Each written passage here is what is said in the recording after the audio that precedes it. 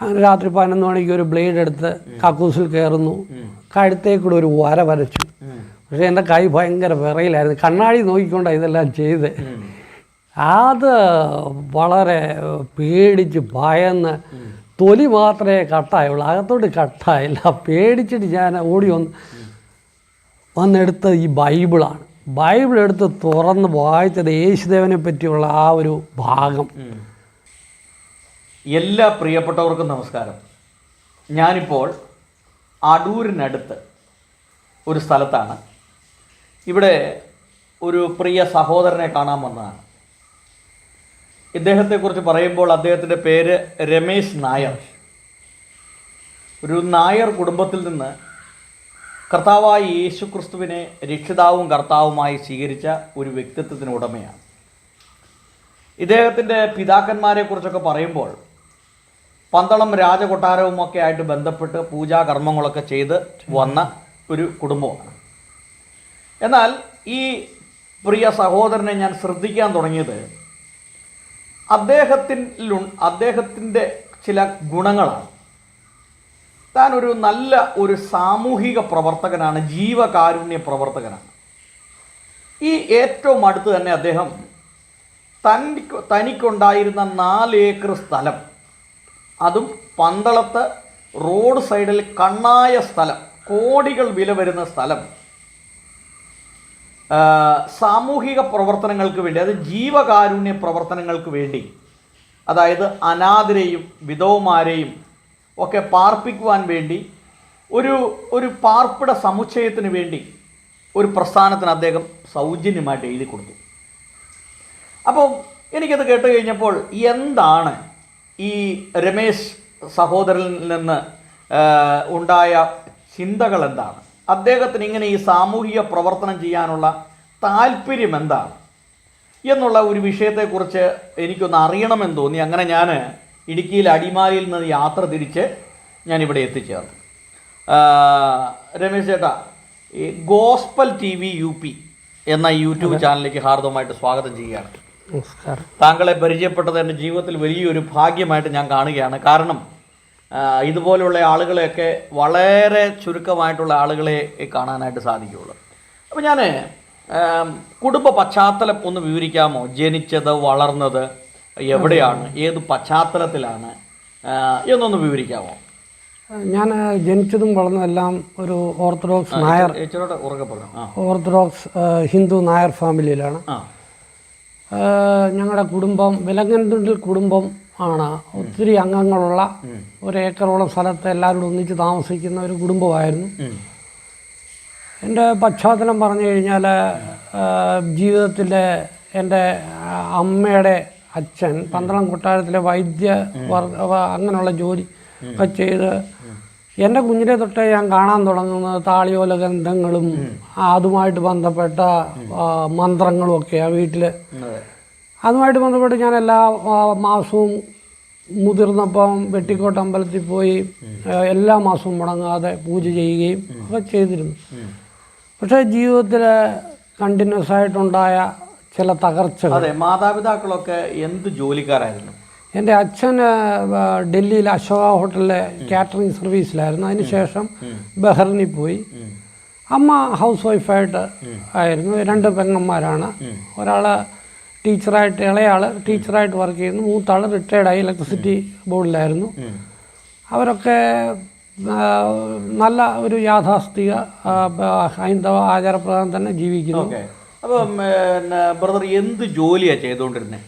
ഞാൻ NCVT electrical 84 തൊട്ട് 86 വരെ 2 വർഷത്തെ കോഴ്സ് കഴിഞ്ഞ് തിരുവനന്തപുരത്ത് പോയി യൂണിവേഴ്സൽ കോളേജ് ഓഫ് എഞ്ചിനീയറിംഗ് ഇൻസ്റ്റിറ്റ്യൂട്ടിൽ നിന്ന് ഇലക്ട്രോണിക്സ് ഡിപ്ലോമ എടുത്തിട്ട് ഞാൻ എൻ്റെ 18ാമത്തെ വയസ്സിൽ ഇവിടുന്ന് ബോംബെക്ക് പോകുമായിരുന്നു. ഓക്കെ. പിന്നീട് എങ്ങനെയാണ് ഈ കർത്താവായ യേശു ക്രിസ്തുവുമായിട്ടുള്ള ഒരു കണ്ടുമുട്ടൽ, അല്ലെങ്കിൽ യേശുദേവനെ രക്ഷിതാവും കർത്താവുമായി അംഗീകരിക്കാനുള്ള ഒരു പശ്ചാത്തലം എന്താണ് അതിൻ്റെ പിന്നിലെ കാരണങ്ങൾ എന്തൊക്കെയാണ്? അത് ആക്ച്വലി ഞാൻ ഈ ബോംബെയിൽ നിന്ന് തുടങ്ങിയ ജീവിതം വളരെ ബുദ്ധിമുട്ടും പ്രയാസവും നിറഞ്ഞ ജീവിതമായിരുന്നു. പല ദിവസങ്ങളിലൊക്കെ ആഹാരമില്ലാതൊക്കെ ഇങ്ങനെ വിഷമിച്ചിരുന്നിട്ടുണ്ട്. പക്ഷേ അങ്ങനെ എൻ്റെ 24-ാമത്തെ വയസ്സിൽ ഞാൻ സൗദിയിൽ പോകാൻ എനിക്കൊരു അവസരം കിട്ടി. 4 വർഷത്തോളം സൗദി ജോലി ചെയ്തു. പൈസയൊക്കെ സമ്പാദിച്ചപ്പോൾ സ്വാഭാവികമായിട്ടും ഉള്ളിലെ അഹങ്കാരം വളർന്നു. ധനികനായി എന്നുള്ള ഒരു ചിന്ത നല്ലപോലെ സമ്പാദിച്ചു. അങ്ങനെ റോഡ് സൈഡിൽ തന്നെ വീട് പണിതു, കട പണിതു. അങ്ങനെ ജോലിയൊക്കെ കളഞ്ഞ് തിരിച്ചു വന്നു. 1 വർഷമായപ്പോഴത്തേക്ക് തന്നെ വീണ്ടും പഴയ സ്ഥിതിയിലേക്ക് സാമ്പത്തിക ബുദ്ധിമുട്ട് വരുന്നു. അതിനോടൊപ്പം വിവാഹം നടന്നു. എന്നാൽ വീട്ടിൽ ഒരു വിവാഹം കഴിച്ചു കഴിഞ്ഞാൽ ഉണ്ടാകുന്ന ചില മോഹങ്ങളും ആഗ്രഹങ്ങളൊന്നും എൻ്റെ ജീവിതത്തിൽ ലഭിക്കുകയുണ്ടായില്ല. മാനസികമായിട്ടൊക്കെ വളരെ ഒരു തകർച്ചയുടെ വക്കിലേക്ക്. വലിയൊരു സംഭവമുണ്ട്. ഞങ്ങൾ ഇതിനു മുമ്പ് സംസാരിച്ചപ്പോൾ ബ്രദർ പറഞ്ഞത്, വിവാഹം കഴിച്ച ആ പെൺകുട്ടിക്ക് അവർ ആദ്യ ദിവസം തന്നെ തുറന്നു പറഞ്ഞു. അതെ അതെ. എന്താണ് പറഞ്ഞത്? ശരിക്കും ആ സ്ത്രീയെ മോശമാക്കി ഞാൻ പറയുന്നതല്ലെങ്കിലും അറിഞ്ഞും അറിയാതെയും നമ്മുടെ വായിൽ നിന്ന് വീഴുന്ന ചില വാക്കുകളൊക്കെ ഹൃദയത്തെ വ്രണപ്പെടുത്തുകയും മാനസികമായിട്ടൊക്കെ നിങ്ങളൊരു വിരൂപനാണ്, നിങ്ങളോട് ജീവിക്കാൻ താല്പര്യമില്ല എന്ന് കല്യാണം കഴിച്ചുകൊണ്ട് വന്ന് ഏതാനും മണിക്കൂറുകൾക്കുള്ളിൽ പറഞ്ഞപ്പോൾ മാനസികമായിട്ട് വളരെ പ്രയാസം തോന്നി. കാരണം ഞാൻ വളർന്നു വന്ന ഒരു മോനായിരുന്നു, 2 പെങ്ങന്മാരായിരുന്നു. എൻ്റെ അച്ഛൻ്റെ അമ്മയുടെ ആ ഒത്തൊരുമയും ഇതൊക്കെ കണ്ട് വളർന്ന എനിക്ക് പെട്ടെന്ന് ഇത് ഉൾക്കൊള്ളാനോ മൊത്തത്തിലെ വീട്ടിലെ സാഹചര്യം വളരെ ഒരു മോശമായ രീതിയിലേക്ക് സഞ്ചരിക്കുകയായിരുന്നു. അങ്ങനെ ഈ പെൺകുട്ടി എന്താ പറഞ്ഞത്? മാതാപിതാക്കളുടെ നിർബന്ധത്തിന്? അതെ അതെ അതെ, മാതാപിതാക്കളുടെ നിർബന്ധത്തിനാണ് ഈ കല്യാണത്തിന് സമ്മതിച്ചത്. നിങ്ങളോട് എനിക്കൊരു താല്പര്യവും ഇല്ല. അപ്പോൾ ഞാൻ ചോദിച്ചൊരു ചോദ്യമുണ്ട്. കല്യാണം നടന്നു, ഇനിയും ഒന്നില അണ്ടർസ്റ്റാൻഡിങ്ങിൽ പോകണം, അല്ലെന്നുണ്ടെങ്കിൽ സന്തോഷത്തോടെ പിരിയുക. എന്നാൽ ഒന്നും പുള്ളിക്കാരി ഒരു താല്പര്യം കാണിച്ചില്ല. അല്ല, അതൊരു വലിയൊരു പോയിൻ്റാണ്. അതായത് കല്യാണമെല്ലാം കഴിഞ്ഞ് മാതാപിതാക്കളുടെ അനുഗ്രഹത്തോടു കൂടി നാട്ടുകാരെയും വീട്ടുകാരെയും എല്ലാം വിളിച്ച് അമ്പലത്തിൽ വെച്ച് കല്യാണമെല്ലാം കഴിഞ്ഞ് വീട്ടിൽ വന്നപ്പോൾ കെട്ടിക്കൊണ്ട് വന്ന പെണ്ണ് പറയുകയാണ്, നിങ്ങൾ ഒരു വിരൂപനാണ്, നിങ്ങളെ കാണാൻ ഒരു സൗന്ദര്യമില്ല, അതുകൊണ്ട് നിങ്ങളുടെ കൂട്ടത്തിൽ ഒരു ജീവിതത്തോടെ എനിക്ക് താല്പര്യമില്ല. അങ്ങനെ പറയുന്നാൽ ഒരാളുടെ മാനസികാവസ്ഥ എന്തായിരിക്കും? അപ്പൊ അങ്ങനെ പറഞ്ഞപ്പോൾ എന്താണ് ഒരു മാനസികാവസ്ഥ എന്തായിരുന്നു? തകർന്നുപോയി. മാനസികമായിട്ട് വളരെ ഒരു വല്ലാത്തൊരവസ്ഥയിലാണ്. എത്രാമത്തെ വയസ്സിലായി സംഭവം? 27-ാമത്തെ വയസ്സിൽ. അതെ അതെ. അപ്പം പിന്നീട് എന്താണ് ജീവിതത്തിൽ സംഭവിച്ചത്? കല്യാണം കഴിഞ്ഞ് 40-ാമത്തെ ദിവസം ഞാൻ കുവൈറ്റിൽ പോന്നു. അതോടുകൂടി ഭാര്യയായിട്ടുള്ള ബന്ധമൊക്കെ പുള്ളിക്കാരിയുടെ വീട്ടിലും പോന്നു. എന്നാൽ ഇതിനോട് ചോദിച്ചില്ലേ, നിങ്ങൾക്ക് ഇത് ഇഷ്ടമല്ലെങ്കിൽ പിന്നെ എന്തിനാണ് ഈ കല്യാണത്തിന് സമ്മതിച്ചത് എന്ന് ചോദിച്ചില്ലേ? അതിനൊന്നും മറുപടി പറയുകയില്ല. പുള്ളിക്കാരിക്ക് എന്താണോ തോന്നുന്നത് അത് മാത്രമേ പറഞ്ഞിട്ടുള്ളൂ. അതായത് നമ്മൾ ചോദിക്കുന്നതിന് മറുപടി അങ്ങനെ പറയില്ല. അത് ഞാനിപ്പോൾ അത് ആക്ച്വലി സാർ ചോദിച്ചുകൊണ്ട് പറഞ്ഞതേ ഉള്ളൂ. ഇങ്ങനെ പലയിടത്തും നടക്കുന്നുണ്ട്. വളരെ ബുദ്ധിമുട്ടുണ്ടാക്കുന്ന സമീപനമായിരിക്കും അത്. കാരണം എല്ലാവർക്കും ഒന്നും അത് താങ്ങാനോ ഒന്നും പറ്റാത്ത ചില സാഹചര്യം. പുള്ളിക്കാരുടെ വഴിക്ക് പോയി. ഞാൻ ജോലിയുമായിട്ടുള്ള ബന്ധത്തിൽ കുവൈറ്റിൽ പോന്നു. പിന്നെ അങ്ങനെ തന്നെ കുവൈറ്റിൽ ചെന്ന് എന്തായിരുന്നു ജോലി?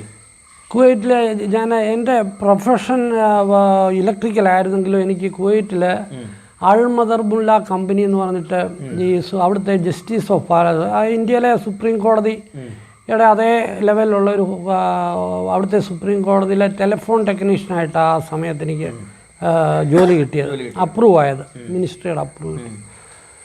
പക്ഷേ അവിടെ ചെന്നെങ്കിലും എന്നെ അലട്ടിക്കൊണ്ടിരുന്ന ഇതേ ഒരു വിഷയമായിരുന്നു എൻ്റെ കുടുംബത്തിൻ്റെ. അതായത് അച്ഛൻ്റെ ഒരു എന്താണ് ഹാർഷായിട്ടുള്ളൊരു ഇടപെടിയിൽ, അതായത് അച്ഛൻ പറയുന്ന മാത്രമേ വീട്ടിൽ നടക്കാവൂ. അമ്മയും ഒരു അമ്മയുടേതായിട്ടുള്ളൊരു ചിന്താഗതി, മറ്റുള്ളവരെ കൺസിഡർ ചെയ്യാനോ മറ്റൊരാളുടെ ചിന്തകൾ എന്താണെന്നോ ഷെയർ ചെയ്യാനോ ഒന്നും ഒരു സാഹചര്യമില്ലായിരുന്നു. അതോടൊപ്പം തന്നെ ഇങ്ങനൊരു പെൺകുട്ടി കടന്നു വരുന്നു ജീവിതത്തിലേക്ക്.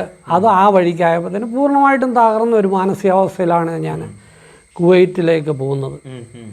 പക്ഷെ അവിടെ ചെന്ന് എനിക്ക് സംഭവിച്ചതെന്ന് പറഞ്ഞാൽ മാനസികമായിട്ട് അങ്ങ് കാട് കയറി ചിന്തിക്കുക, ഉറക്കം ലഭിക്കുന്നില്ല, തലയങ്ങ് ഇരുന്ന് വിങ്ങുകയാണ്, ചിന്തകളാണ് എപ്പോഴും, ജോലിയിൽ കോൺസെൻട്രേറ്റ് ചെയ്യാൻ പറ്റുന്നില്ല.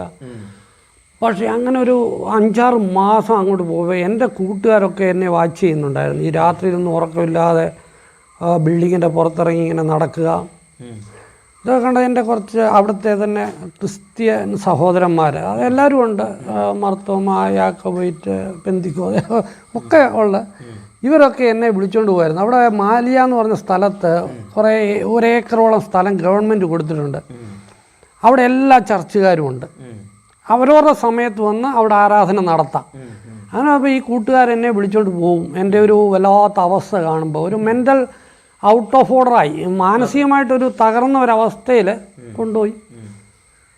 പക്ഷേ ഞാൻ എവിടെ പോയാലും എനിക്കൊന്നും ലഭിച്ചിട്ടില്ല. ഞാനിങ്ങനെ എല്ലായിടത്തും പോവും. എൻ്റെ ആഗ്രഹം ഇതേ ഉള്ളൂ, എനിക്ക് മനസ്സമാധാനം വേണം. ഇതാ ഞാൻ അവിടെ ചെന്നിട്ട് ദൈവത്തോട് ചോദിക്കുന്നത്, ഉറക്കമില്ല.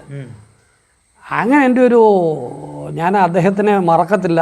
ജീവിതത്തിൽ ഒരു കറുത്ത പാൻറ്റും വെള്ള ഷർട്ടും ഇട്ട് ടിപ്പ് ടോപ്പായിട്ട് നടക്കുന്ന ജോസഫ് എന്ന് പറയുന്ന ഒരു വ്യക്തി എനിക്കൊരു ബൈബിള് തരികയാണ്. ഒരു ചുമന്ന ഭയണ്ടുള്ള കട്ടിയുള്ള ഒരു ബൈബിള്, വലിയ അക്ഷരങ്ങളാണ്. ഇത് തന്നു, ഇത് നിൻ്റെ കയ്യിൽ ഇരിക്കട്ടെ, എന്തെങ്കിലും നിനക്ക് ഉപകാരപ്പെടുമെന്ന് ഒരു വാക്കും പറഞ്ഞിട്ട് പുള്ളിക്കാരന്. പിന്നെ ഞാനെങ്ങും പോയിട്ടില്ല. ഈ ബൈബിൾ എൻ്റെ തലയ്ക്ക് വെക്കും, കിടന്ന് ഉറങ്ങാൻ നോക്കും, ഉറക്കം കിട്ടുന്നില്ല. അങ്ങനെയാണ് ഞാൻ 6-ാം മാസത്തിൽ കുവൈറ്റിൽ ചെന്ന് 6-ാം മാസത്തിലാണ് ജീവിതത്തോട് തന്നെ വിരക്തി തോന്നുന്നു.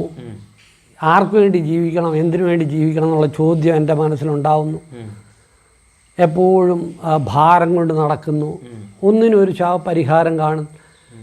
അങ്ങനെ സ്വയം ആത്മഹത്യ ചെയ്യാമെന്നുള്ളൊരു തീരുമാനം ഞാൻ എടുക്കുകയാണ്.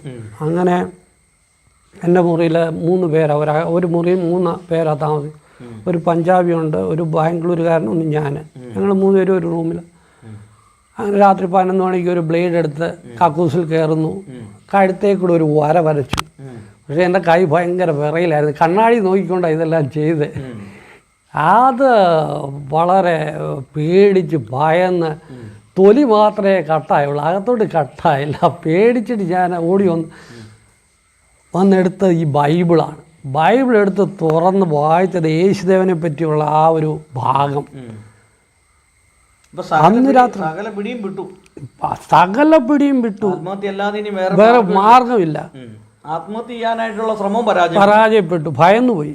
കണ്ണാടി നോക്കി ലൈറ്റ് ഇട്ടുകൊണ്ട് ആത്മഹത്യക്ക് ശ്രമിച്ച്. അതായിരിക്കാം ദൈവത്തിൻ്റെ വലിയൊരു. തിരിച്ചു വന്ന് ബൈബിൾ എടുത്ത് ഞാൻ എൻ്റെ കണ്ണിൽ കൂടെ, അതുപോലെ ഞാൻ കരഞ്ഞിട്ടില്ല, എൻ്റെ കണ്ണിൽ കൂടെ ഇതുപോലെ നിർത്താതുള്ള ഒരു ഒഴുക്ക്. അത് ഈ യേശുദേവൻ്റെ ആ ഭാഗത്ത് നനഞ്ഞ് പേപ്പർ പോലും എനിക്ക് എടുക്കാൻ പറ്റുന്നില്ല. ഞാനിങ്ങനെ നോക്കിയിരിക്കുന്നേ ഉള്ളൂ, വായിക്കാൻ പറ്റുന്നില്ല. എൻ്റെ കണ്ണിങ്ങനെ, ഞാൻ ഇത്രയും പറഞ്ഞെന്ന് ഇപ്പോഴും എനിക്ക് മറക്കാൻ പറ്റത്തില്ല. എൻ്റെ മരണം വരെ ദൈവമേ സമാധാനത്തോടെ ഒന്ന് ഉറങ്ങാൻ സാധിച്ചാൽ ഞാൻ എന്നെ തന്നെ സമർപ്പിക്കാം. ഈ 2 കാര്യമല്ലാതെ ഞാൻ ഒന്നും പറയുന്നില്ല. ഞാനിങ്ങനെ പേപ്പർ മറിച്ചുകൊണ്ടിരിക്കുക. എൻ്റെ ജീവിതത്തിൽ എന്താ സംഭവിച്ചെന്നറിയത്തില്ല. പിറ്റേന്ന് ഞാനൊരു 10 മണിക്കാണ് ഉണരുന്നത്. ഞാൻ സുഖമായിട്ട് ഉറങ്ങിയെന്ന് പറഞ്ഞാൽ മരണ ഉറക്കം, ഒന്നും അറിയാത്ത, ഒരു ചിന്തയില്ലാതുള്ള ഉറക്കം. ഒറ്റ കാര്യമുള്ളൂ, പ്രാർത്ഥനയിൽ ഇത്രേ ഉള്ളൂ, എനിക്കൊരു സമാധാനം വേണം, എനിക്ക് ഉറങ്ങണം, മനസ്സമാധാനത്തോടെ ഉറങ്ങണം, ഞാൻ എന്നെ തന്നെ സമർപ്പിക്കാം. ഇത്രയും എനിക്കറിയത്തില്ല. എനിക്ക് യേശുദേവനെ പറ്റിയും ശരിക്കും അറിയത്തില്ല. പുള്ളി ചർച്ചിൽ പോയി അവരൊക്കെ പറയുന്ന 2-3 പ്രാവശ്യം കേട്ടതേ ഉള്ളൂ, അത്രേ ഉള്ളൂ. പക്ഷേ പിറ്റേ ദിവസം ഞാൻ ഉണരുമ്പോൾ ഞാൻ ശ്രമിക്കുകയാണ്. ഞാൻ എന്തൊക്കെയായിരുന്നു നേരത്തെ ചിന്തിച്ചിരുന്നത് അതൊന്ന് തിരിച്ചു കൊണ്ടുവരാൻ വേണ്ടി ഞാൻ ശ്രമിച്ചെങ്കിലും ഞാൻ പരാജയപ്പെടുമായിരുന്നു. ശൂന്യമായി. എൻ്റെ തലച്ചോറിൻ്റെ പ്രവർത്തനം ഒരു 0 എന്ന സ്റ്റേജിലേക്ക് നിൽക്കുന്നു. ശരിക്കും ഞാൻ അന്നേരമാണ് ജീവിതത്തിൽ ഭയന്നത്. ഞാൻ എന്താണോ ചോദിച്ചത് ആ രാത്രിയിൽ എനിക്ക് ലഭിക്കുക. ഞാൻ ആരെയും കണ്ടിട്ടുമില്ല, ഒന്നുമില്ല. പിന്നെ അന്ന് ഞാൻ ജോലിക്ക് പോയില്ല. യേശുദേവനെ പറ്റിയുള്ള സുവിശേഷ ഭാഗങ്ങൾ 4 സുവിശേഷ ഭാഗങ്ങൾ ഒറ്റ ഇരിപ്പിലിരുന്ന് വായിക്കുക. ഇന്ന് വരെ ആ ഒരു പ്രാവശ്യം വായിച്ചതേ ഉള്ളൂ. അതായത് ഈ ഉറക്കം ലഭിച്ചോടുകൂടി സംഗതി കാര്യം മനസ്സിലായി, യേശുദേവനിലല്ലാതെ വേറൊരു ആശ്രയം ഇല്ലെന്നുള്ള ഉറപ്പ്. അതായത് എല്ലാ ദൈവത്തെ വിളിച്ചു പറയാനുള്ളിടത്തെല്ലാം പറഞ്ഞു. ആരിൽ നിന്നോ ഒന്നിൽ നിന്നോ എനിക്കൊന്നും ലഭിച്ചില്ല. പക്ഷേ ആ വചനം നോക്കിയിരുന്ന് ദൈവമേ എനിക്കൊന്ന് ഉറങ്ങാൻ, സമാധാനത്തോടെ ഉറങ്ങാൻ സാധിച്ചാൽ ഞാൻ എന്നെ സമർപ്പിക്കുക. ഇത് മാത്രമേ ഞാൻ പറയുന്നുള്ളൂ, വേറെ വഴിയൊന്നുമില്ല എനിക്ക് ഉറങ്ങിയില്ല ഞാൻ മുഴുവൻ ഭ്രാന്തനായിട്ട് മാറും. പക്ഷേ അന്ന് തൊട്ട് ഇന്ന് വരെ ഞാൻ സുഖമായിട്ട് എവിടെ കിടന്നാലും ഉറങ്ങും. അതാണ് എനിക്ക് ഏറ്റവും വലിയ അനുഗ്രഹം ലഭിച്ചത്.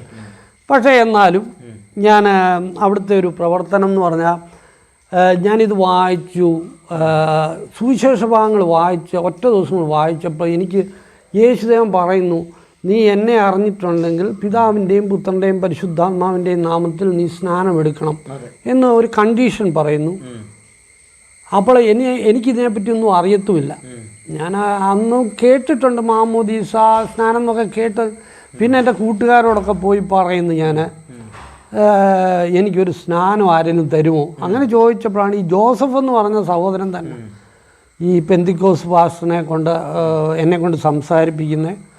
അങ്ങനെ മാലിയായിൽ ആ പരിസരത്ത് വെച്ച് തന്നെ എനിക്ക് സ്നാനം ലഭിച്ചു. ഒരാഴ്ചയ്ക്കുള്ളിൽ അവർ തന്നെ അറേഞ്ച് ചെയ്ത് എനിക്ക് സ്നാനം തന്നു.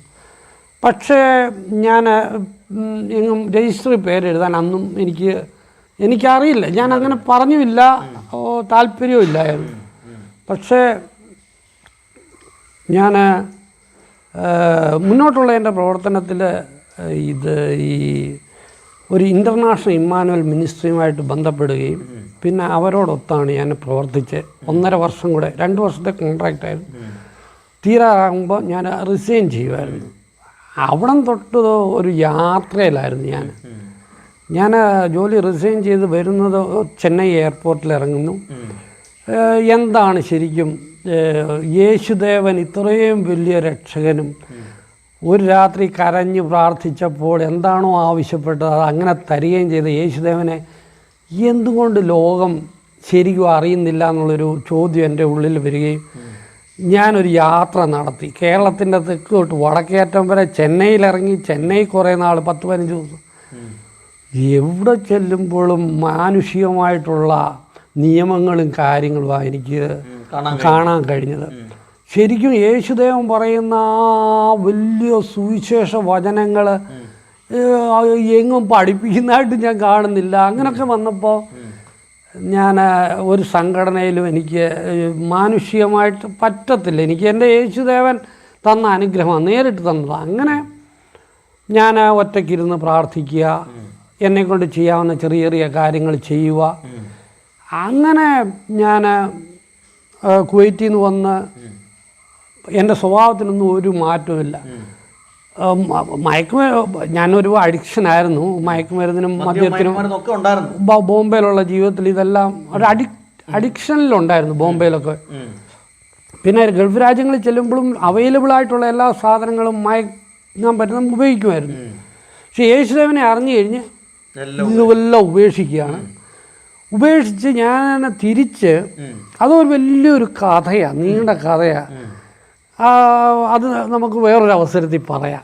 ഞാനെങ്കിലും എന്തായാലും ഞാൻ കേരളത്തിൽ പല ഈവൻ IPC, എനിക്ക് ഇപ്പോഴും അറിയത്തില്ല, ആ ഇടുക്കി ഭാഗമാണ്, ഹൈ റേഞ്ച് ഏരിയ. ഒരു IPCയുടെ ബോർഡ് കണ്ടിട്ട് ഞാൻ അവിടെ ചെന്ന് കയറിയപ്പോൾ ഒരു സഹോദരൻ അവിടെ ഇരിപ്പുണ്ട്.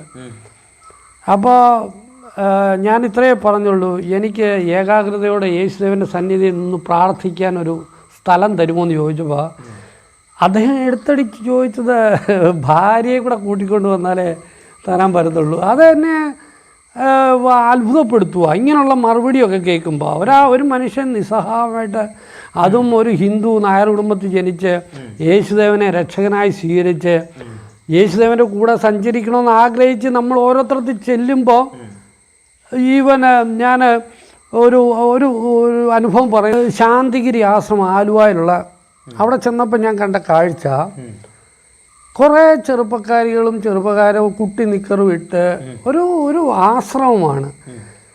പാൻ്റൊക്കെ ഫോട്ടോ സെൽഫി എടുക്കുന്നു. ഞാൻ അവിടെ ഏതാണ്ട് ചെല്ലുമ്പോൾ 5:30 സന്ധ്യ ആവാറാവുന്നു. ഒരു പരിചയവുമില്ല എനിക്ക് ആ ആശ്രമവും ആ ഏരിയ ഒന്നും. ഞാൻ പോവാണ്, ആശ്രമത്തിൽ പോവാണ് പ്രാർത്ഥിക്കാൻ. അവിടെ ചെന്നപ്പോൾ ഞാൻ പറഞ്ഞു, ഇതുപോലെ ഞാനൊരു അന്യജാതിയിലുള്ള ആളാണ്, യേശുദേവനെ രക്ഷകനായി സ്വീകരിച്ച് സ്നാനമെടുത്ത എനിക്കൊരാഴ്ച ഒന്ന് ധ്യാനത്തിലിരിക്കാനും വചനം ഓൺലൈനിൽ ബുക്ക് ചെയ്ത് നമ്പർ കിട്ടിയിട്ട് മാത്രം വന്നാൽ മതി. കാരണം അവിടെ വെച്ച് ആ സ്ഥലം പോലും എനിക്ക് പരിചയമില്ല. അവിടെ ഇഷ്ടംപോലെ ബിൽഡിങ്ങുകളുണ്ട്.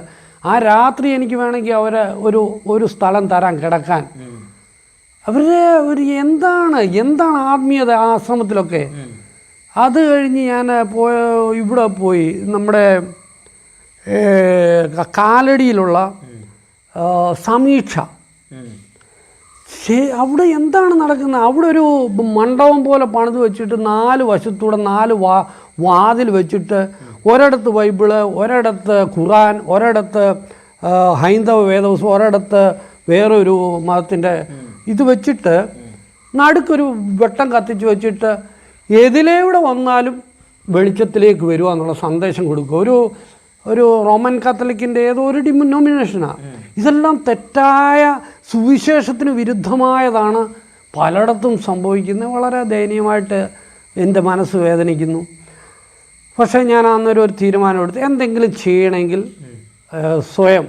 സ്വന്തമായിട്ട് ചെയ്യാം. അങ്ങനെ ഞാൻ 2017 എൻ്റെ ജോലി റിസൈൻ ചെയ്തിട്ട് ഒമാനിൽ നല്ല പോസ്റ്റിൽ ജോലിയാണ്. അന്നേരം ഇലക്ട്രിക്കൽ സൂപ്പർവൈസറായിട്ട് 450 ബെഡഡ് ഹോസ്പിറ്റലിൻ്റെ അതായത് ഒരു ഫ്ലാറ്റ് സ്വന്തമായിട്ടൊക്കെ കിട്ടുകയെന്ന് പറഞ്ഞാൽ അവിടെ വലിയ കാര്യമാണ്. ഒമാൻ ഡ്രൈവറുണ്ട്, കാറുണ്ട്. നമുക്ക് എന്താവശ്യത്തിനും ഡ്രൈവറെ വിളിച്ചു കഴിഞ്ഞാൽ ഉടനെ കാർ വന്നിരിക്കും, പോവുക, സൈറ്റിൽ പോവുക. ആ ഒരു പോസ്റ്റ് ഇരുന്നപ്പോൾ ഞാൻ ഇതാണ് സമയം. ഇത് ഉപേക്ഷിക്കുമ്പോൾ എൻ്റെ യേശുദേവന് വേണ്ടി ഞാൻ എന്തെങ്കിലുമൊക്കെ ചെയ്യണമെന്നുള്ളൊരു ചിന്ത എനിക്ക്. അങ്ങനെ 2017 ഞാൻ ജോലി റിസൈൻ ചെയ്തിട്ട് വന്ന് അതേ വർഷം തന്നെയാണ് കൂടാരം ചാരിറ്റി ഇതൊരു ട്രസ്റ്റ് രൂപീകരിക്കുന്നത്.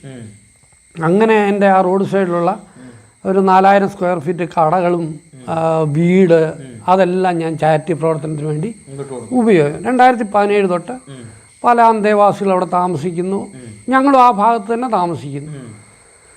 അങ്ങനെ വന്നപ്പം ലോകത്തിൻ്റേതായിട്ടുള്ള ചില പ്രശ്നങ്ങളുണ്ടല്ലോ, നിയമങ്ങൾ, സ്ത്രീകളെയും പുരുഷന്മാരെയും ഒന്നിച്ച് താമസിപ്പിക്കുക, അത് പ്രശ്നങ്ങളായി. പോലീസ് വരാൻ തുടങ്ങുന്ന ഓരോ ഇഷ്യൂ വരുമ്പോഴത്തേക്കിന്.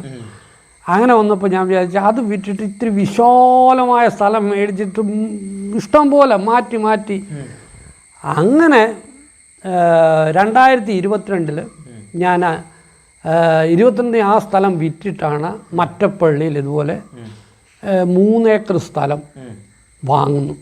ഞാൻ വസ്തു വാങ്ങുമ്പോൾ നല്ല കണ്ണായ സ്ഥലം, വെള്ളത്തിൻ്റെ ഉറവയുള്ള സ്ഥലം, കൃഷിക്ക് പറ്റിയ ഇടം. അപ്പോൾ ഞാൻ വരുന്ന അന്തേവാസികൾ സ്വന്തമായിട്ട് കൃഷി ചെയ്താലും അവിടെ ജീവിക്കാൻ പറ്റും.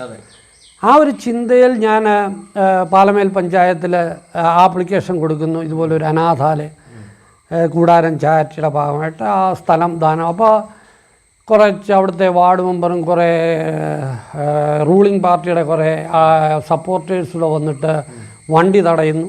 കിണർ വെട്ടി പ്ലോട്ടെല്ലാം റെഡിയാക്കി അപ്രൂവൽ കിട്ടിയ ബിൽഡിങ് പണിയാൻ തുടങ്ങിയപ്പോഴാണ് വണ്ടി തടയുകയും അവിടെ പ്രശ്നം ഉണ്ടാക്കുകയും ചെയ്യുന്നത്. അങ്ങനെ വന്നപ്പോൾ അങ്ങോട്ടുള്ള വഴി ഇവർ വാഴയും തെങ്ങൊക്കെ വെച്ച് മൊത്തത്തിൽ അടച്ചു. ഒരു 200 മീറ്റർ പുറമ്പോക്ക് സ്ഥലത്തിൽ കൂടാണ് അവിടെ പലരും 19 പുരയിടക്കാർ ഉപയോഗിക്കുന്ന വഴിയായിരുന്നു. പക്ഷെ ആ ഒരു പ്രശ്നം ഞാൻ പാലമേൽ പഞ്ചായത്ത് റിട്ടേണായിട്ട് എഴുതി കൊടുത്തു. അതായത് സാറേ, ഈ 3 ഏക്കർ സ്ഥലവും തെരുവി കിടക്കുന്ന അനാഥരായിട്ടുള്ളവർ അവർ വന്ന് കിടന്നോട്ട്, മഴ നനയാതെ അവർ കൃഷി ചെയ്ത് അവർ ജീവിച്ചോട്ട് അവിടെ എന്താണ് ഞാൻ എഴുതി കൊടുത്തു പാലമേൽ പഞ്ചായത്ത്. ഇപ്പോൾ ഏതാണ്ട് 22 എഴുതി കൊടുക്കുന്നത്. 5 പ്രാവശ്യത്തോളം കളക്ട്രേറ്റിൽ പോയി, ആലപ്പുഴ കളക്ട്രേറ്റിൽ ഫുൾ എഴുതി കൊടുത്തു. ഈ സ്ഥലം പൂർണ്ണമായിട്ടും ഞാൻ അനാഥർക്ക് വേണ്ടി ഉപയോഗിക്കാൻ വേണ്ടിയിട്ടാണ്. രാജൻ സാറിനെ കാണാൻ, റവന്യൂ മിനിസ്റ്റർ രാജൻ സാറിനെ കാണാൻ 3 തവണ സെക്രട്ടേറിയറ്റിൽ പോയി. അതിൻ്റെ മുന്നിൽ ഇരിക്കുന്നവർ നമ്മളെ അകത്തോട്ട് കയറ്റി വിടത്തില്ല. അവിടെയാണ് വിഷയം. നമുക്കൊരു പ്രശ്നം ഉണ്ടെങ്കിൽ ആരോടാണ് പറയേണ്ടത്? എത്ര സമയം എൻ്റെ പാഴായി. ഞാൻ വിവരാവകാശ നിയമപ്രകാരം അപേക്ഷ കൊടുത്തു. ഈ കളക്ടർക്ക് ഒരു ലേഡി കളക്ടർ ഇരുന്നു. ആ ലേഡി കളക്ടറിൻ്റെ സമയത്ത് ഇതിന് വിധിയായി, ഇതിൻ്റെ വഴി ശരിയാക്കാൻ വേണ്ടി. അതിൻ്റെ റിപ്പോർട്ട് പോലും ഇതുവരെ എനിക്ക് കിട്ടിയിട്ടില്ല. വിവരാവകാശ നിയമപ്രകാരം പോലും കൊടുത്തിട്ട് തന്നിട്ടില്ല. അപ്പോൾ നമ്മുടെ നാട്ടിൽ നടക്കുന്ന, അതായത് തെറ്റായ ഞാൻ പറഞ്ഞില്ല, നമ്മുടെ ഗവൺമെൻറ് സർവീസസ് വളരെ മോശമാണ്. നമുക്കൊരു നല്ല കാര്യം ഈ ലോകത്ത് ചെയ്യണമെങ്കിൽ ആരെയാണ് സമീപിക്കേണ്ടത്? അല്ല, ഒരു ഗവൺമെൻറ് എന്ന് പറയുമ്പോൾ ഗവൺമെൻറ് അല്ലേ ഇതിനൊക്കെ സപ്പോർട്ട് ചെയ്യേണ്ടത്. ഇപ്പോൾ ലോക്കൽ ഗവൺമെൻറ്, പാർലമെൻറ്റ്, പഞ്ചായത്ത് പ്രസിഡന്റിനെ എത്ര പ്രാവശ്യം പോയി കണ്ട് ഇതിനു വേണ്ടി എത്ര വിലപ്പെട്ട സമയമാണ് പാഴാക്കി കളയുന്നത്.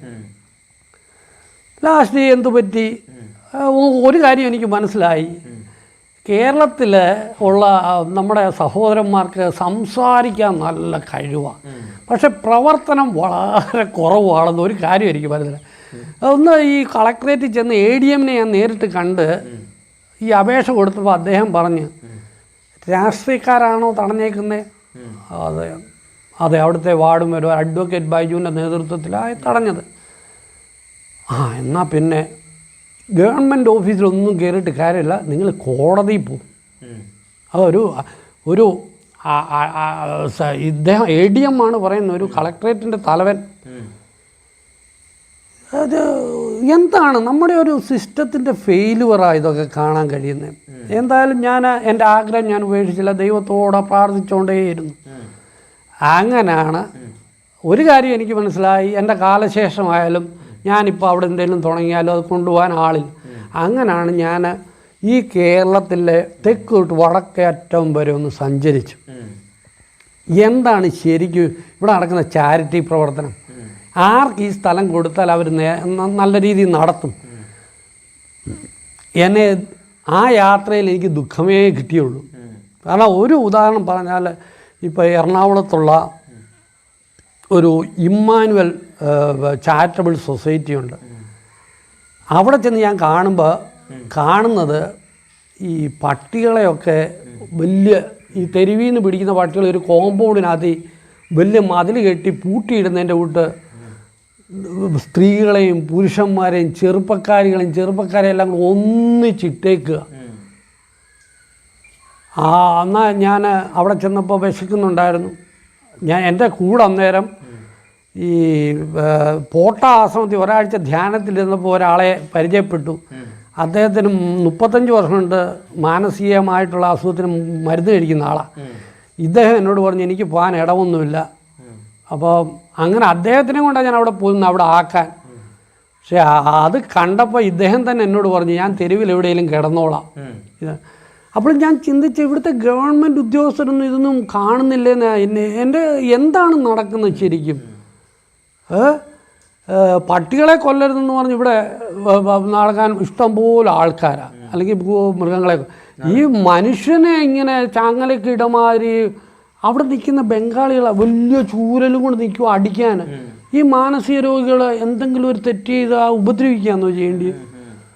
അപ്പോൾ അവിടെ അതോടുകൂടി ഞാൻ വിചാരിച്ചു, എന്തെങ്കിലും തുടങ്ങുവാണെങ്കിൽ ഈ സ്ഥലം അങ്ങനെ പാഴാക്കി കളയണ്ട. അങ്ങനെയാണ് ഈ ബർസ്കിപ്പ റംബാൻ എന്ന് പറയുന്ന ഒരാൾ 2-3 അനാഥാലയം നടത്തുന്നുണ്ടെന്നും, അങ്ങനെയാണ് ഞാൻ ഈ പത്തനംതിട്ടയിലുള്ള ശാന്തി, ഇതിൻ്റെ ഇടയ്ക്ക് ഒത്തിരി സംഭവങ്ങൾ നടന്നിട്ടുണ്ട്, ഒത്തിരി കാര്യങ്ങൾ. ബർസ്കിപ്പ റംബാനെ നേരിട്ട് പോയി കണ്ട് ഈ വിവരങ്ങളൊക്കെ ഞാൻ പറഞ്ഞു.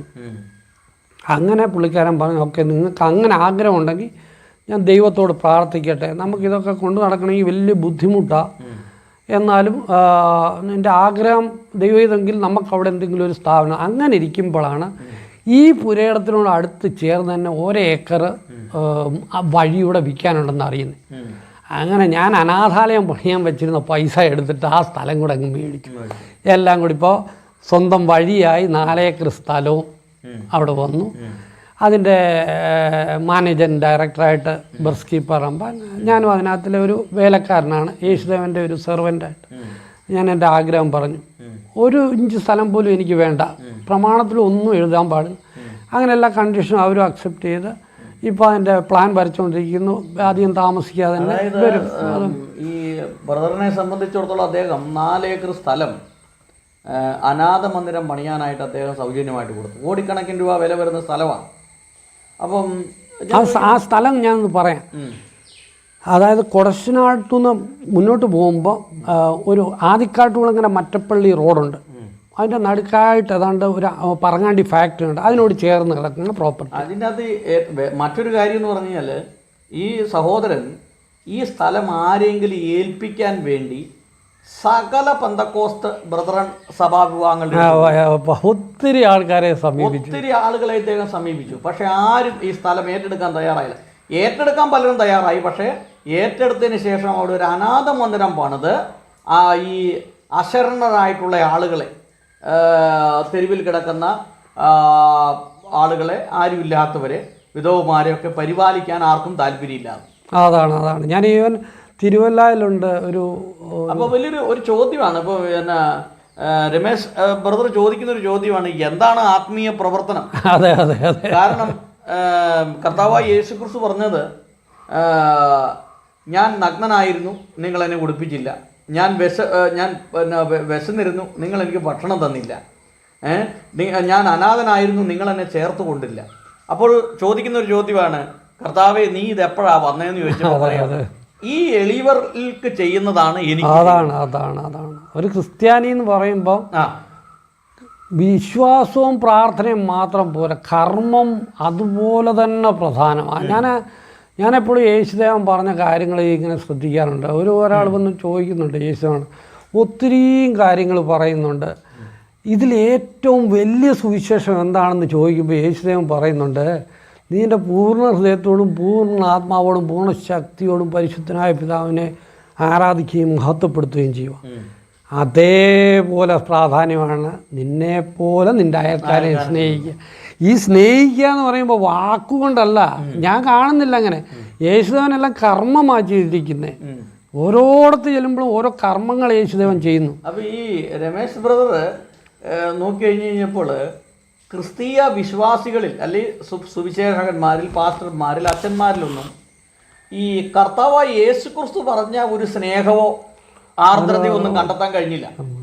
അപ്പോൾ ഇതൊരു വലിയൊരു പോയിന്റാണ്. ഒരു അക്രൈസ്തവനായ ഒരു വ്യക്തി ക്രിസ്തീയ വിശ്വാസികളെ നോക്കുമ്പോൾ അവരിൽ യേശു പറഞ്ഞ ഒരു ഗുണങ്ങളും അവരിൽ കാണാനായിട്ട് സാധിക്കുന്നില്ല. ഞാനൊരു കുറ്റമായിട്ടല്ല പറയുന്നത്, മനസ്സിലാവുന്നുണ്ടോ? കുറ്റമല്ല. ഞാൻ കാരണം യേശുദേവൻ പ്രത്യേകം പറയുന്നുണ്ട്, ഒരാളെയും കുറ്റം വിധിക്കാൻ എനിക്ക് യോഗ്യനല്ല.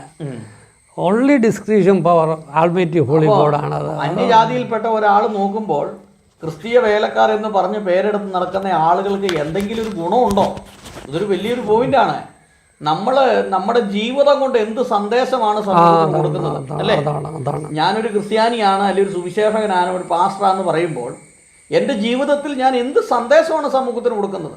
ആ സന്ദേശം എൻ്റെ ജീവിതത്തിലൂടെ ആളുകൾ കണ്ടു ഉൾക്കൊള്ളണം.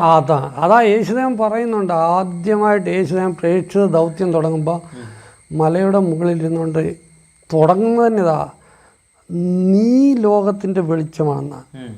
വേറെ ഭാഗത്ത് പറഞ്ഞു ഞാൻ വെളിച്ചമാണെന്ന് പറയുന്നു. പക്ഷെ നിൻ്റെ വെളിച്ചം മറ്റുള്ളവരിലേക്ക് പ്രകാശിച്ച് മറ്റുള്ളവരും പരിശുദ്ധനായ പിതാവിനെ മഹത്വപ്പെടുത്തട്ടെ.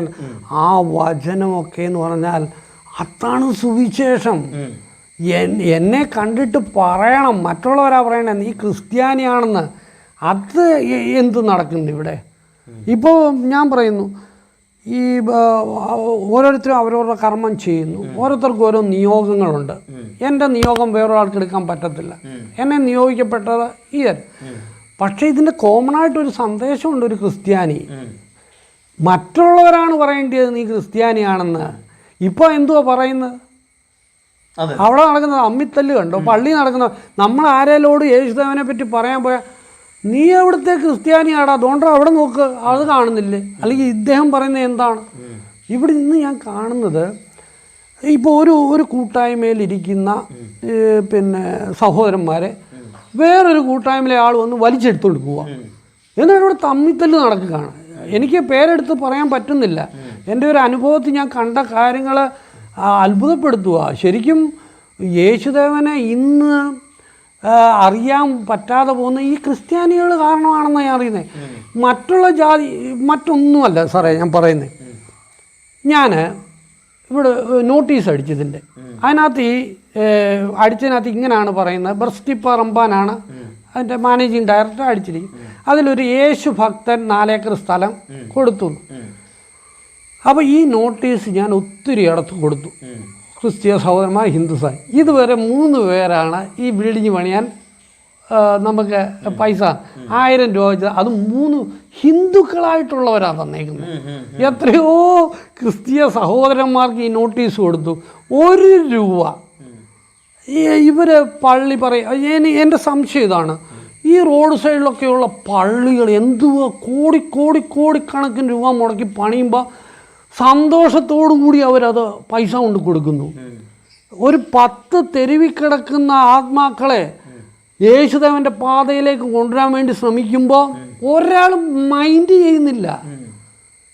ഇപ്പോൾ എനിക്ക് ഈ മനസ്സ് ദൈവം തന്നത് ഞാൻ ഭയങ്കര സന്തോഷവാനാണ്. എൻ്റെ യേശുദേവൻ എൻ്റെ പേര് എഴുതി ചേർക്കും ഇവിടെ. കാരണം ഒരു ഹിന്ദു ഇത്രയും യാഥാസ്ഥിതിക ഒരു കുടുംബത്തിൽ നിന്ന് എല്ലാം ഉപേക്ഷിച്ച് യേശുദേവനെ രക്ഷകനാന്ന് ഈ ലോകത്തോട് ഞാൻ വിളിച്ചു പറഞ്ഞുകൊണ്ടിരിക്കുക. ഫേസ്ബുക്ക് വഴിയും ആയാലും എൻ്റെ സാക്ഷ്യം ഞാൻ ഓപ്പണായിട്ട് എന്തുകൊണ്ട് ഞാൻ ആത്മഹത്യ ചെയ്യാൻ പോയി എന്ന് ലോകത്തോട് പറയണം. ആ ഒരവസ്ഥയിലെത്തിയപ്പോൾ ഞാൻ എങ്ങനെ രക്ഷപ്പെട്ടു അവിടുന്ന്. ഇന്നും ഈ ലോകത്ത് ഞാൻ ജീവിച്ചിരിക്കുന്നത് എൻ്റെ യേശുദേവനല്ലാതെ വേറെ ആരുമല്ല. അതിന് എൻ്റെ കുടുംബക്കാരോ എൻ്റെ ബന്ധക്കാരോ എൻ്റെ ഭാര്യയോ മക്കളൊന്നും അല്ല. എൻ്റെ യേശുദേവൻ്റെ ആ വലിയ ദാനമാണ്, ആ കരുണ, ആ സ്നേഹം.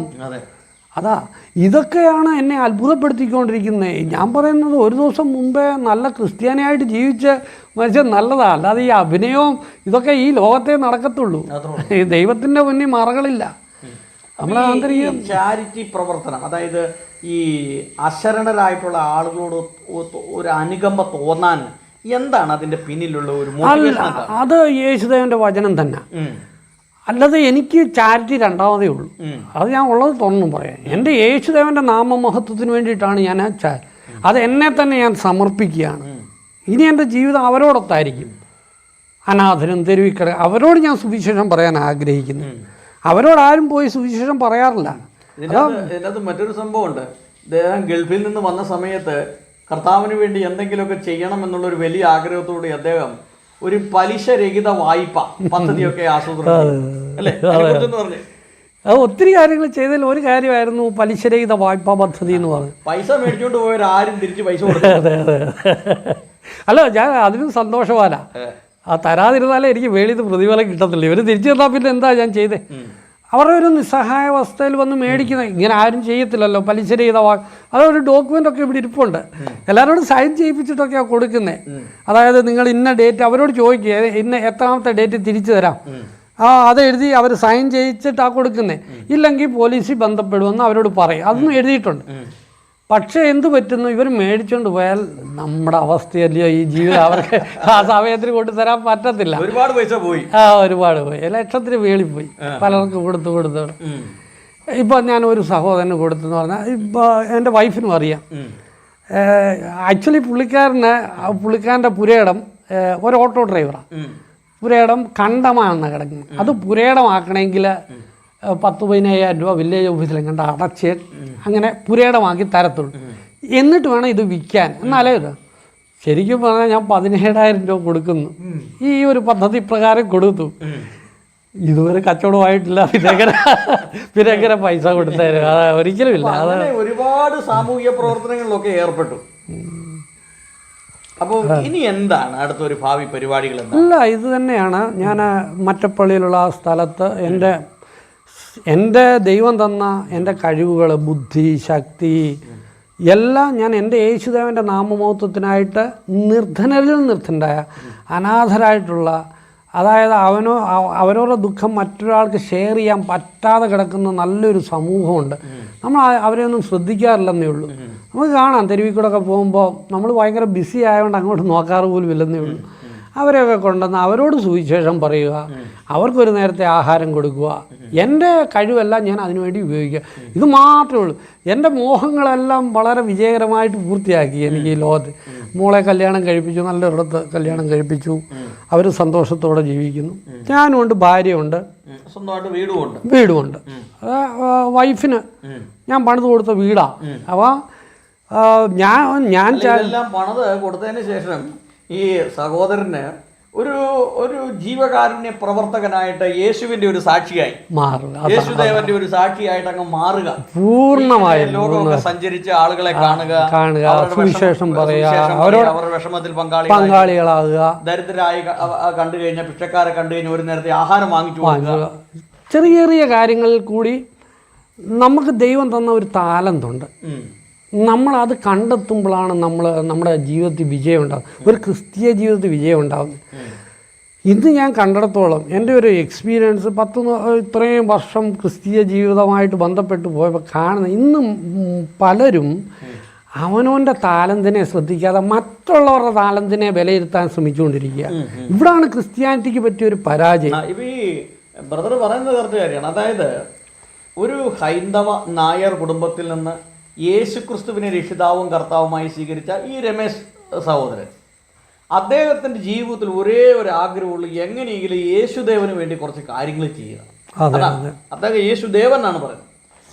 യേശുദേവന് വേണ്ടി കുറച്ച് കാര്യങ്ങൾ ചെയ്യുക. എന്നാൽ ക്രിസ്ത്യാനികളായിട്ടുള്ള ആളുകൾ, ക്രിസ്ത്യാനികൾ, അതിൻ്റെ അകത്ത് പെന്തക്കോസ്തുകാർ, ബ്രദറൻകാർ, ഇവരൊക്കെ കോടിക്കണക്കിന് രൂപ ബാങ്കിൽ ഇട്ടുകൊണ്ട് പലിശ മേടിച്ച്, ചില ആളുകൾക്ക് 3, 4, 5 വീടുകൾ വരെയുണ്ട്, എസ്റ്റേറ്റുകളുണ്ട്. അപ്പം ഇങ്ങനെ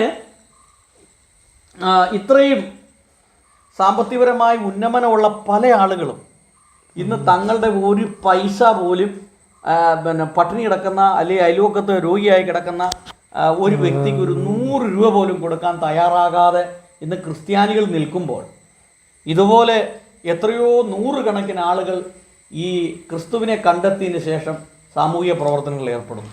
എൻ്റെ ആഗ്രഹം ഇതേ ഉള്ളൂ. അത് എൻ്റെ പേരിലുണ്ടായിരുന്ന വസ്തുവാണിത്, 4 ഏക്കർ സ്ഥലം. എനിക്കൊന്നും വേണ്ട. ഞാൻ ചിന്തിക്കുന്നത് എന്താണെന്ന് ചോദിച്ചാൽ, ഈ പ്രപഞ്ചത്തെ സൃഷ്ടിച്ച ദൈവത്തിൻ്റെയാണ് ഈ ഭൂമി. ഈ സർവ്വചരാചങ്ങളുടെ ഉടമസ്ഥൻ ദൈവമാണ്. പിന്നെ എൻ്റെ ഒരു ദൈവം തന്ന അനുഗ്രഹം കൊണ്ട് കുറച്ച് അറിവ് വെച്ചിട്ട് ഞാൻ ഉണ്ടാക്കിയ സമ്പത്ത്, ഒരു സമയത്ത് ഇത് എൻ്റെ എന്നൊരു ചിന്ത എന്നിലുണ്ടാകുകയും ഒരു സ്വാർത്ഥതയിലേക്ക് ഞാൻ പോയെങ്കിലും, പക്ഷേ ആ യഥാർത്ഥ വെളിച്ചം എന്നിലേക്ക് കടന്നു വരുമ്പോൾ ഞാൻ ചിന്തിക്കുന്ന, എൻ്റെ ദൈവമേ, ഇതിന് ഞാൻ എന്താ യോഗ്യനാ, ഇതെന്തിനാ, ഇതെന്ന് പറഞ്ഞാൽ ദൈവത്തിൻ്റെ നാമത്തെ മഹത്വപ്പെടുത്താൻ ഉപയോഗിക്കുക. അങ്ങനെയാണ് പൂർണ്ണ മനസ്സോടെ ഞാനിത് ചെയ്തേക്കുന്നത്. കാരണം അതൊരു ചെറിയ കാര്യമായിട്ടാണ് ഞാൻ കാണുന്നത്. ഇനി ഒത്തിരി കാര്യങ്ങൾ, എൻ്റെ ആരോഗ്യം, എൻ്റെ ബുദ്ധി, എൻ്റെ കഴിവെല്ലാം ഇനിയും വരാൻ പോകുന്നതേ ഉള്ളൂ. എൻ്റെ മരണം വരെയും എൻ്റെ ഗുരുവിൻ്റെ ആ വെളിച്ചം ഈ ലോകത്തിലേക്ക് പ്രചരിപ്പിക്കാൻ ഞാൻ ശ്രമിക്കും. അതായത് ഇത്രേ ഉള്ളൂ, മരണസമയമാകുമ്പോഴത്തേക്കും തൻ്റെ പേരിൽ ഒരു സമ്പാദ്യം പോലും ഉണ്ടാകും. അല്ല, ഓൾറെഡി ആയി. ഒന്നും ഉണ്ടാകാൻ പാടില്ല. ഒന്നും ഉണ്ടായില്ല. 4 ഏക്കറും കൊടുത്തു ഞാൻ. സമ്പാദ്യം ഒന്നുമില്ല. അതേസമയം നല്ലൊരു ഇലക്ട്രീഷ്യനാണ്, ജോലിക്ക് പോകും, ഓട്ടോ ഓടിക്കാൻ പോകും, എല്ലാ പണിക്കും പോകും, ഓട്ടോറിക്ഷ ഓടിക്കാൻ പോകും, ഇലക്ട്രിക് പണിക്ക് പോകും. ഇതെല്ലാം ചെയ്തുകൊണ്ടും സാമൂഹിക പ്രവർത്തനങ്ങൾ, ചാരിറ്റി പ്രവർത്തനം. അതാ എന്ത് ചോദിച്ചു കഴിഞ്ഞാൽ, ഞാൻ എപ്പോഴും ചിന്തിക്കാറുണ്ട്, ഈ നമ്മുടെ സഹോദരന്മാർക്കൊരു ചിന്തയുണ്ട്. ഇപ്പോൾ എനിക്കൊരു ഗവൺമെൻറ് ജോലി ഉണ്ടെങ്കിൽ ഒരു ഓട്ടോ ഡ്രൈവറെ കാണുമ്പോൾ ഇവൻ അല്ലെങ്കിൽ ഒരു കക്കൂസ് ക്ലീൻ ചെയ്യുന്ന ഒരാൾ, ശരിക്കും പറഞ്ഞാൽ എനിക്ക് എപ്പോഴും തോന്നാറുണ്ട് നമ്മുടെ ഒരു മൈൻഡ് സെറ്റ് വളരെ ഇതായിരുന്നു. കാരണം നമ്മുടെ സഹോദരനായിട്ട് കാണാൻ കഴിഞ്ഞില്ലെങ്കിൽ ഞാൻ എന്ത് മനുഷ്യനാണെന്നാണ് എനിക്ക് മനസ്സിലാവാത്തത്. ആ ഒരു IAS ഓഫീസർ ഇരിക്കുന്ന ഓഫീസിൻ്റെ ചേരുന്ന കക്കൂസ് ഒരു പക്ഷേ അദ്ദേഹത്തിന് കഴുകാൻ പറ്റത്തില്ലായിരിക്കും അദ്ദേഹം, പക്ഷെ ആ കക്കൂസ് കഴുകാൻ ഒരാളെ നിയോഗിച്ചിട്ടുണ്ട് ദൈവം. അപ്പോൾ ആ ഒരു മനുഷ്യനുള്ള പരിഗണന അവർക്ക് കൊടുക്കണം. ഇത് അതിൽ കൂടിയൊക്കെ ഞാൻ മെസ്സേജ് കൊടുത്തുകൊണ്ടിരിക്കുകയാണ്. ഇപ്പോൾ ആൾക്കാർ പറയുന്നത് ഞാൻ വലിയ എന്തുകൊണ്ട് ഞാനിത് ചെയ്യുന്നു. ഇപ്പോൾ കഴിഞ്ഞ ആഴ്ച ഞാൻ കിണറിറക്കാൻ ഒരു കിണറിലിറങ്ങി. കാരണം ഇറക്കാൻ അവരുടെ കൂടെ, മറ്റുള്ളവരുടെ കൂടെ നമ്മൾ ഇറങ്ങുമ്പോൾ അവിടാണ് ഞാൻ പറയുന്നത് ശരിക്കുള്ള ക്രിസ്ത്യാനിത്വം. ഇപ്പോൾ ഒരാൾ കക്കൂസ് കഴുകുന്നു, ഞാനിവിടെ കൂടി ആ കക്കൂസ് ഒന്ന് കഴുകിയ എന്താണ് സംഭവിക്കുന്നത്? അപ്പോൾ ആ കഴുകുന്ന ആൾക്കും ആ ഒരു തോന്നല് എന്നൊക്കെ അയാൾ അത്രയൊക്കെ ചെയ്തിട്ടാണ് കക്കൂസ് കഴുകുന്നു. അല്ല, ഇതൊരു മെസ്സേജാണ്. നമ്മുടെ ക്രിസ്ത്യാനിറ്റി എന്ന് പറയുന്നത് താഴ്മ ഏറ്റവും താഴെ എത്തുമ്പോഴാണ് ദൈവം നമ്മളെ ഇങ്ങനെ ഉയർത്തി നമ്മൾ വേറെ ഏതോ ഒരു ലോകത്തേക്ക് സഞ്ചരിക്കുകയാണ് ക്രിസ്ത്യാനിറ്റി എന്ന് പറഞ്ഞാൽ. കാരണം അത് വെളിച്ചമേ ഉള്ളൂ, അവിടെ ഈ ഇരുട്ടില്ല. ഞാൻ കണ്ട ക്രിസ്ത്യാനിറ്റി മാത്രമേ ഉള്ളൂ, യേശുദേവൻ്റെ മാത്രമേ ഉള്ളൂ ഈ പൂർണ്ണ വെളിച്ചം നിറഞ്ഞിരിക്കുന്നത്. മറ്റുള്ളതിനൊന്നും വിമർശിക്കാൻ തയ്യാറല്ലെങ്കിലും വെളിച്ചമുള്ളത് യേശുദേവനിലെ ഞാൻ കണ്ടെത്തിയായിരുന്നു എൻ്റെ ജീവിതത്തിൽ. ഞാൻ ആ വെളിച്ചത്തിൽ കൂടെ സഞ്ചരിക്കുവാണ്, പൂർണ്ണ സന്തോഷവാൻ. ഇനി ഈ ആൾക്കാരെന്നെ ഒന്ന് കൊല്ലുവെങ്കിലും ചെയ്താൽ അതും വലിയ ഭാഗ്യവാനാണെന്ന് ഞാൻ കരുതുക. എൻ്റെ യേശുദേവന് വേണ്ടി മരിക്കാൻ സാധിക്കുക എന്നുള്ളത്. കാരണം എന്നെ എത്രയോ പേര് ഭീഷണിപ്പെടുത്തി ആ സ്ഥലത്തിൻ്റെ നിന്നെ അങ്ങ് ഇത് ചെയ്ത് കളയുമെന്നൊക്കെ. ഒരു ലെവലേശം പേടി എനിക്ക് തോന്നിയില്ല. കാരണം അങ്ങനൊന്നും സംഭവിക്കണേതാണ് എൻ്റെ മനസ്സ്. എന്നാലേ ലോകം അറിയത്തുള്ളൂ, എൻ്റെ യേശുദേവനെ മഹത്വപ്പെടുത്താൻ പറ്റത്തുള്ളൂ എന്നുള്ളത്. അതാണ്. അപ്പോൾ എന്തായാലും ബ്രദറെ ഇത്രയും സമയം ബ്രദറിനോട് വളരെ സന്തോഷം. എനിക്ക് ഈ ലോകത്തോടെ എൻ്റെ സാക്ഷ്യം പറയാമെന്നത് ഏറ്റവും വലിയൊരു കാര്യമായിട്ട് ഞാൻ കാണുന്നു. ഇതിൽ കൂടി പുതിയൊരാൾ എൻ്റെ എൻ്റെ ചിന്തകൾ, എൻ്റെ സാക്ഷ്യം കേൾക്കാൻ കഴിഞ്ഞാൽ അതിൻ്റെ പ്രതിഫലം എനിക്ക് എൻ്റെ യേശുവിന് അഭിമാനം തോന്നുന്നുണ്ട്. കാരണം ഞങ്ങളൊക്കെ പറയുമ്പോൾ പാരമ്പര്യമായിട്ട് ക്രിസ്തീയ വിശ്വാസികളാണ്. പക്ഷേ അതിൽ നിന്നൊക്കെ വ്യത്യസ്തമായിട്ട് രമേശ് നായർ ബ്രദർ ഇത്രയും ശക്തമായ രീതിയിൽ നിൽക്കുന്നു. എനിക്ക് ബ്രദറിനെയൊക്കെ കുറിച്ച് തോന്നുന്നു വലിയൊരു അഭിമാനം തോന്നുവാണ്. കാരണം ഞങ്ങളൊക്കെ പാരമ്പര്യ ക്രിസ്തീയ ആനികളാണ് പേരുണ്ടെങ്കിൽ പോലും യഥാർത്ഥമായിട്ട് ബ്രദറൊക്കെ ചെയ്യുന്ന അത്ര സേവനമൊന്നും ഞങ്ങൾക്ക് ചെയ്യാൻ സാധിക്കുന്നില്ല. അല്ല സാറേ, ഇതിനകത്തിൽ എന്താ വിഷയം എന്ന് ചോദിച്ചു കഴിഞ്ഞാൽ ഇത് ഞാനല്ല, എനിക്കൊരിക്കലും ഇങ്ങനൊന്നും ആവാൻ കഴിയത്തില്ലായിരുന്നു. ഇത് അന്ന് കിട്ടിയ ആ ഒരു അനുഗ്രഹം ഇങ്ങനെ വർദ്ധിച്ചു വരുന്നോണ്ടാണ് ഇങ്ങനെയൊക്കെ എനിക്ക് ജീവിതത്തിന്റെ എല്ലാ മേഖലകളിലൂടെ നടന്ന ഒരു മനുഷ്യനാണ്. എന്നാൽ താൻ നല്ല ഒരു ഇലക്ട്രീഷ്യനാണ്, നന്നായിട്ട് ജോലി ചെയ്തു. തനിക്ക് പല രീതിയിലുള്ള പ്രതിസന്ധികളുണ്ടായി. എന്നാൽ ഈ ക്രിസ്തീയ വിശ്വാസത്തിൽ വന്നതിന് ശേഷം തന്നെ അതിൽ നിന്ന് തിരിച്ചു കൊണ്ടുപോകാൻ വേണ്ടിയിട്ട് ഇദ്ദേഹത്തിന്റെ മാതാപിതാക്കളും അല്ലെങ്കിൽ സഹോദരങ്ങളെ ചേർന്ന് ബലമായിട്ട് പിടിച്ച് കയ്യേയും കാലയിലും പിടിച്ചോണ്ട് പോയി തലയിലെ മുടിയെല്ലാം വെട്ടിക്കളഞ്ഞ് താടിയെല്ലാം പഠിച്ചു കളഞ്ഞ് മദ്യം മേടിച്ച് ഇദ്ദേഹത്തിന്റെ കയ്യും കാലും പിടിച്ചു കെട്ടിയിട്ട് വായിലേക്ക് ഒഴിച്ചു കൊടുക്കുക മദ്യം. കാരണം നീ ഒരു മദ്യപാനിയായി ജീവിച്ചാലും കുഴപ്പമില്ല, നീ ആഭാസനായി ജീവിച്ചാലും കുഴപ്പമില്ല, പക്ഷെ നീ ഒരു ക്രിസ്ത്യാനി ആകരുത് എന്ന് ചിന്തിച്ച് മാതാപിതാക്കൾ വളരെ പരിശ്രമിച്ചു. എന്നാൽ കാലത്തിന്റെ ആ കാലഘട്ടങ്ങൾ ഇങ്ങനെ കഴിഞ്ഞപ്പോൾ ക്രിസ്തുവിനോടുള്ള ആ സ്നേഹം അദ്ദേഹത്തിൻ്റെ മനസ്സിനെയും ഒക്കെ ഉത്തേജിപ്പിച്ചു. വീണ്ടും അദ്ദേഹം നല്ലൊരു ക്രിസ്തു ഭക്തനായി. തനിക്കുണ്ടായിരുന്ന സമ്പത്തെല്ലാം എഴുതി കൊടുത്തതിന് ശേഷം ഇപ്പോൾ താൻ ജോലി ചെയ്തുകൊണ്ട് മാത്രം അദ്ദേഹം മുമ്പോട്ട് പോവുകയാണ്. ഞാൻ അദ്ദേഹത്തിൻ്റെ മാഡത്തോട് ചോദിച്ചു, ഒരു സമ്പത്തും ഇല്ലാത്ത ഒരു സാഹചര്യത്തിൽ ഇനി എങ്ങനെയാണ് മുമ്പോട്ട് പോകുന്നത് എന്നുള്ള ഒരു ചോദ്യം അല്ലേ? വൈഫ് എന്നോട് ചോദിച്ചിട്ടുണ്ടോ, എനിക്കൊരു സമ്പാദ്യമില്ല, എങ്ങനെ നമ്മൾ ഇനി മുമ്പോട്ട് പോകുന്നത് ചിന്തിച്ചിട്ടുണ്ടോ?